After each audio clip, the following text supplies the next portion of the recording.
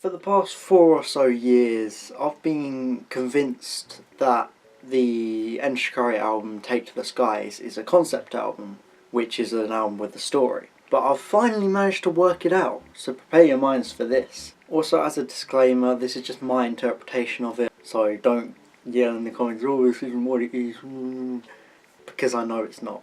It's just my interpretation. Alright? Got it, cool. First we have an album cover which seems to depict a primitive human fighting over the world with some sort of alien, and there's also a spaceship. The title track opens with the lyrics, "I've been hiding here for 1,000 years, waiting for your ghost." This sort of implies that somebody has awoken some sort of ancient evil. Your life's about to flash before your eyes, and stand your ground, this is ancient land, suggests that the person that awoke this evil is somehow in danger themselves. We shall meet at Hell's Gate suggests some sort of destructive battleground, and so does This Is Fate. The person who discovered the evil must have been, guided here by the spirit's hand, suggests that a higher power guided him towards this place. The evil somehow escapes into the world, but the spirits shriek, "Not all is lost, you will be hunted, we shall seek perseverance," which implies that's the moment that they decide humanity is the best hope to fight this evil. The line, "We're not hiding," and the closing line, "And still we will be here standing like statues," suggests that humanity, knowingly or not, is ready and waiting for this threat. Also, for the sakes of ease, let's just call the guy who discovered the evil Adam. Track 2 is where things get a bit murky in terms of my solid story that I've managed to work out. It starts to be where it gets a bit but I think I've managed to work it out. "Go tell all your friends that this is the end" is Adam trying to warn people about the danger. "I don't stand a word you're saying. What are the clouds running from? There's something in the air tonight, spit it out," is the people he's trying to tell not believing what he's saying. I'm going to say the spirits are some kind of alien race, because of the lyric, "I just fell from the mothership," implies maybe Adam was in the mothership being talked to by the spirits, told to go save the world, and he came back down and everyone does not believe him, and now he starts to doubt himself a bit. Because of the lyric, "I'll scream in 1,000 voices, I am sane," that suggests that he's doubting his own sanity, and because people aren't believing him, he's starting to lose it a little. So things start going a bit downhill for Adam here. He's on a date with his significant other, but his mind is too distracted, like the lyric, "The silence they both share and he's lost control," imply. He wants to convince her because of the lyric, "If only she knew," but everything seems to intimidate him, so he can't. Despite this, she still kind of knows deep down what's going on because of the lyric, "Everything seems to be closing in on her, feels just like she's being hunted," but she ignores it, thinking it's alright, it's all good. Adam starts having visions of the air turning black and birds dropping from the sky. He becomes more desperate and less sane with the lyrics, "The walls are closing in." He tries to convince his significant other about this, because he's so desperate now. He says, "You don't appreciate, in my hands tonight is where your fate lies," because he's seen what's going to happen. He's trying to tell her that he knows about her fate, but she still doesn't believe him. Nothing seems to break the walls down. He finally loses his sanity, finding it hard to keep his head, especially with his girl screaming in his ear. The song ends with him becoming trapped in his own mind and being lost in a labyrinth. Adam is so far gone and insane that he snaps and starts fighting with his significant other, asking, "Where's your respect?" and blasting her for biting the hand that feeds because he's the main breadwinner. The song is like a back and forth between the two, but I have to admit, it's a bit of a long stretch. Now things start to pick up. The war begins with a smaller outpost being attacked. The defenders march into the storm's eye, and the commander finds relief in the rain, knowing that he's leading his army into certain death. They all know that they won't go down in history because they're so insignificant to the greater picture, and their names won't go down in stone.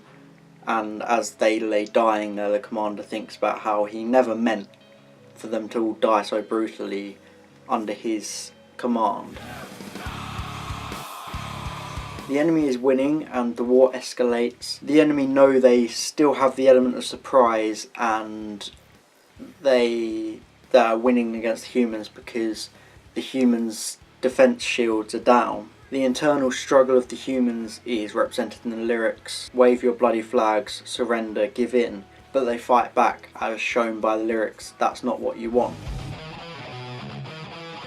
The war is really not going great at this point, with the human soldiers debating whether to die with glory, like scratch card glory, or live to have a normal life again, wasteload pleasure. They're both mentally and physically beaten down at this point, with black eyes, nose bleed. But they know they have to keep on fighting because they can't look back now. Sorry you're not a winner means they drew the proverbial short straw, meaning that they would die basically. The air is cold because it's a war.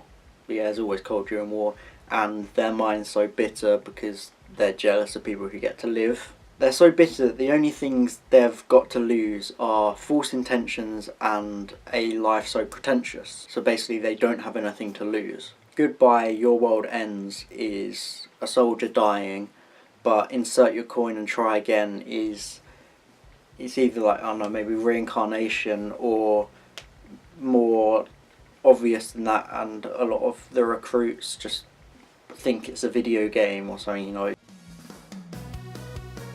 This is the introduction of Earth's last stand, the sniper war hero Johnny. The whole first verse of the song explains why he's a good sniper and how talented he is. But as he's in the field, he hears a whisper from the wind that warns of disaster. He realises just how important he is to the war and how much bigger the war is than he was initially told, working out that he's now on a quest to save the world. He hears the crashing of white waves and the screaming of the earth because he knows that the world itself is feeling suffering from this. The lyrics, "Way to save the world," show that he has realised that he needs to sacrifice himself to save the world. "This is all I need to feel alive" suggests that he's more than happy to do his part and sacrifice himself because he knows it's for the greater good.